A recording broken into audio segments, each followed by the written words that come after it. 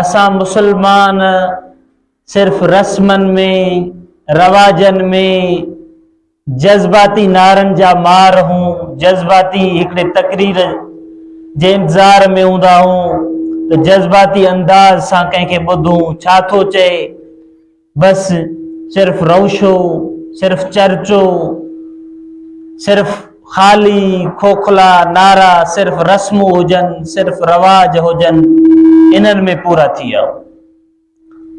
ही शब बारात फारसीअ जो लफ़्ज़ आहे। शब चवंदा आहिनि रात खे, बारात आज़ादी।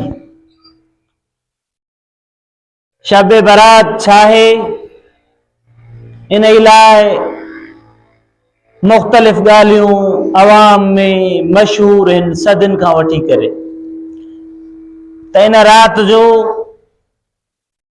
या 15 शाबान जे ॾींहं जो क़ब्रिस्ताननि में टोलनि जा टोला वहिंजन,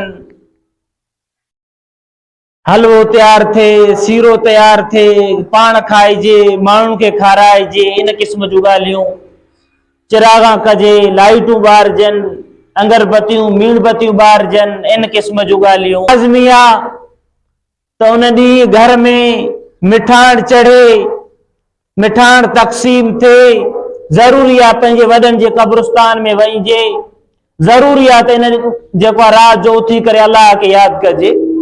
बिलख़ुसूस शहर में पढ़ियल लिखियल तबिको इन रात जो धड़ाधड़ मस्जिद में ईंदा आहिनि। मुसलमान उन्हनि खे मस्जिद में अचणु खपे, लेकिन सिर्फ कंहिं हिकु ॾींहं ते छो?